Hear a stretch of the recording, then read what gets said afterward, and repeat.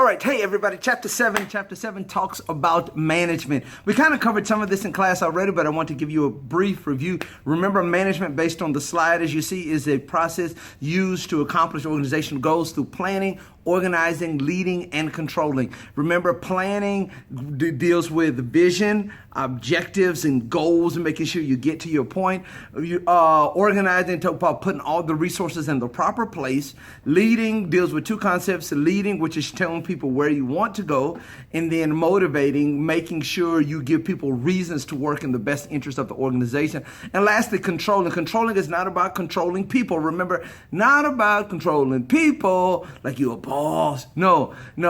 Controlling is making sure whatever you start, you finish. So I'm clicking through the slides, you can see. So remember, the main point is to get people to change. But here's the thing. If you're really going to be a great manager and you want to remember this concept, it all starts with being a great listener. Make sure you're a great listener. What does that mean? This means what we call active listening.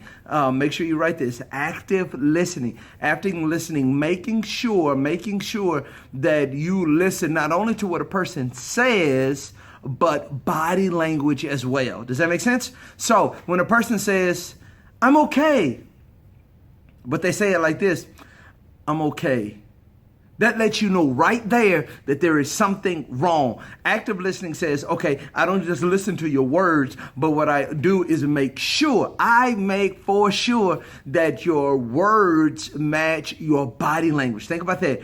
Active listening, making sure your words match your body language. That is key. So you want to make sure that if you're going to be a great listener, you work on your listening. You want to make sure that you work on your listening. Remember also that management is an art. So not only you want to be an active listener, but you got to remember it is an art form. When we consider an art form, remember, people look at art differently.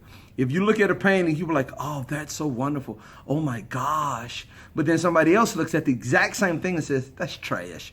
You got to be mindful, right? You got to be mindful of which one it is, which one you're going to go with. So be mindful of that's what an art is, making sure you understand that how I interpret something may not be the way somebody else interprets it. Now, what does this look like? Think about your favorite artist. Just because you love Elton John doesn't mean everybody does. Just because you love Beyonce doesn't mean everybody does. So what does that look like in management? Just because you think you are clear in the way you communicate to other people doesn't mean other people got the same message. That makes sense?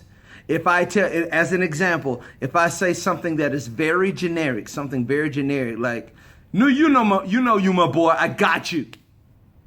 What does "I got you" mean? Does it mean whatever you ask for, I'm going to provide? Is it just a generic expression I tell everybody? But in the art of management, you have to understand exactly what people mean when they say what they say. All of this is part of planning.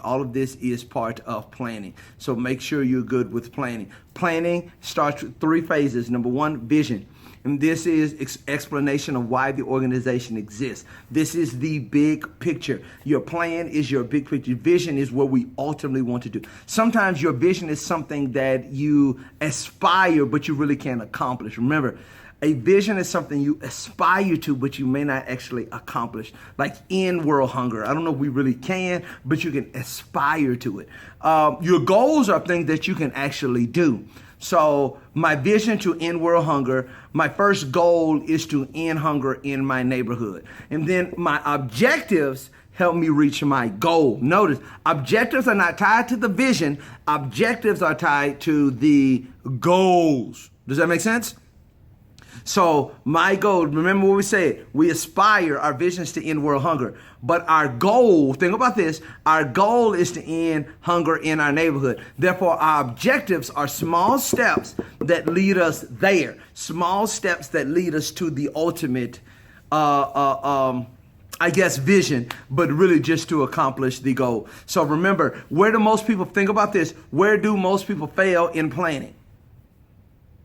Did you think about it? What's the answer? Do you know? I know. Do you know? You don't know? Let me tell you. Okay, so where most people fail in planning is they don't have objectives. They don't have small steps. They have a big goal. Does that make sense? They have vision, things of that nature. But objectives, they don't have. So they just go try the big things. But if you try big things without planning out the little steps, it's going to always cause a problem. So whenever you do a good plan, you should do what we call a SWOT analysis, where you think about strengths, weaknesses, opportunities, threats. Strengths, things that you do well now. Weaknesses, things you need to improve upon. Opportunities, problems that you can solve in society, places where you think you can make profit, where you can make a difference. Threats, things that will hinder you, hurdles that you have to jump, obstacles that may get in the way. You have to identify strengths, weaknesses, opportunities, and threats, all of them, before you step out. This is all in the planning phase. Why don't people like planning? Because it takes time. You know what I'm saying? Oh my God, it takes time, and you want to make sure you do it well. So now when you think about planning, the last thing I'll tell you about planning, there are 4 types of plan: strategic plans, tactical plans, operational plans, and contingency plans. Strategic plans, these are your long-term, usually 5 to 10 years into the future. Strategic plans usually 5 to 10 years into the future, and usually it's the upper management that comes with these things. Strategic plans are always thinking about the future, the future. Tactical, usually 1 to 3 years. This is more of a shorter term, right? This is more of a shorter term. Operational plans usually are day-to-day or at least less than 1 year. So, for instance, think about your educational journey. Long-term, strategic is graduate. See, that's 5 to 10 years. That may be 5 years. Some people 4, but you know what I mean. Tactical, I want to get all A's, this year, 1 to 3 years. I want to get all A's this year, so both semesters. Operational is what you do every day. I'm going to go to class every day. I'm going to do every assignment on time. I'm going to make sure I do that's your operational goals. Tactical is part of the big picture, but strategic is the long-term overall course of action. The last one is what we call the contingency plan. The contingency plan, you know what the contingency plan is? This is when all else fails. This is what some people call the fire extinguisher. You always have to have a plan just in case everything else breaks. What happens if you can't finish college? Does that mean your life is over? No, you go to a contingency plan. If nothing works out in university and nothing works out in college, this is what I'm going to do. You don't just absolve yourself of responsibility and just say I'm going to be a failure. No, you go to your contingency plan. Will things go wrong in planning? Yes. Can you plan out and still things go wrong? Yes. Do you ever give up? No. You just rework the plan and keep moving. All right, that's all about management and planning.